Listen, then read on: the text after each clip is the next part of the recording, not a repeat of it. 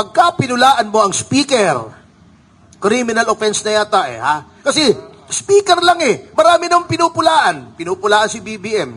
Wala namang ginagawa si BBM. Pinupulaan si Sara. Wala namang ginagawa si Sara. Pero pagka speaker, ang sinaltik mo, he will use all the powers of the House of Representatives para ipitin ka. Nananakot sila ng press. Parang sinasabi nila, hindi nyo pwedeng pulaan ng speaker, kundi imbestigahan namin kayo. Nababahala po kami at dapat po lahat tayong sa media ay mabahala. Dahil ngayon, SMNI yan, bukas, baka tayo na. This is not about SMNI anymore. This is not about Doreen Badoy. This is not about Ka Jeffrey Celis. It's about all of us in media. Para sikilin ang press freedom, that's too much already. Is that the mark of a true leader?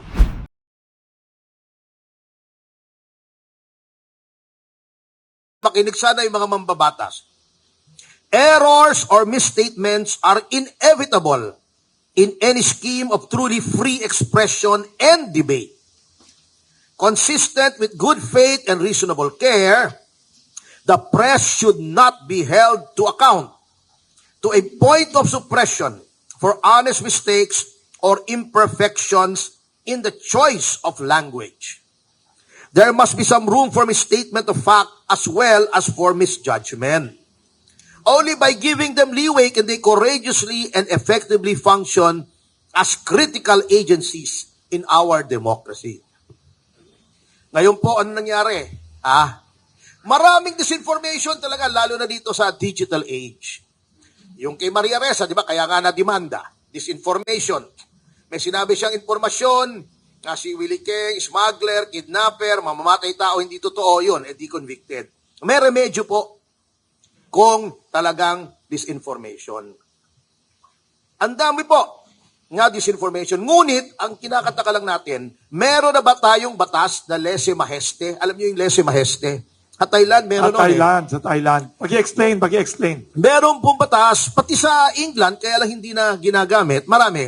Etong lese majeste ay batas lamang doon sa mga monarchy, kahit constitutional monarchy, na pag pinulaan mo yung hari, o yung pamilya ng hari, it is a criminal offense. Yan na po ang nangyayari ngayon. Pagka pinulaan mo ang speaker, criminal offense na yata Kasi speaker lang marami nang pinupulaan. Pinupulaan si BBM. Wala namang ginagawa si BBM. Pinupulaan si Sara. Wala namang ginagawa si Sara. Pero, pagka speaker, ang sinaltik mo, he will use all the powers of the House of Representatives para ipitin ka. Ito katulad nito Alam nyo, ang natatawa lang ako rito, nasaan yung mga boses na nung na-convict si Maria Ressa? Freedom of expression, sinisikil. Nung hindi na rin yung franchise ng ABS-CBN. Nasaan yung mga boses na yan? Porket SMNI, porket si speaker ang tinira, walang nagsasalita. Nasaan yung mga maiingay na yung mga leftist doon, sina Lagman, sina Franz Castro, ayun, binigyan pa ng litrato ng portrait si speaker. Anong kasipsipan yan? Alam nyo, kung disinformation man yan, di ba noon nagkaroon ng yung kay Thinking Pinoy. Pero hindi po Committee on Franchise, pananakot po yan nakakansilahin mo yung prangkisa. Nakare-renew lang. Bakit hindi sa Committee on Public Information? Maraming pwedeng pwede ka magdemanda, demanda mo. Si Jeffrey, si Ka Jeffrey Celis, di ba? Demanda mo si Badoy. Bakit? Legislative Investigation, Committee on Franchise, gigisahin niyo yung mga tao.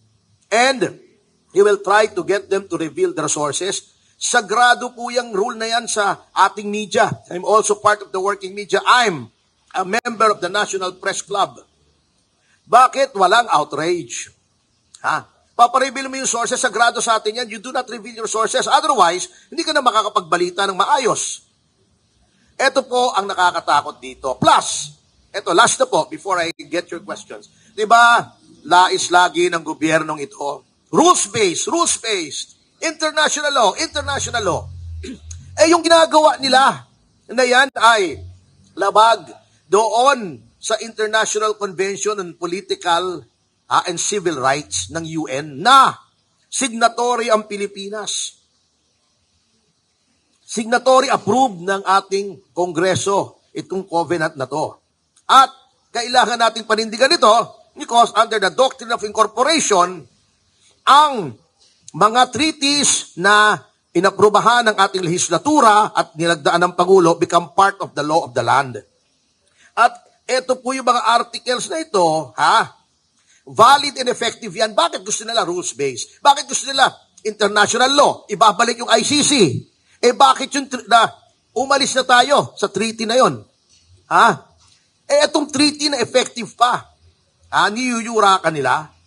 Ito, yung Covenant, International Covenant on Civil and Political Rights, at saka yung optional protocol sa Covenant na aprobado ng ating lehislatura, ang lehislatura mismo ang yumuyura. Ano yung kasama doon sa civil and political rights? Freedom of expression, freedom of the press.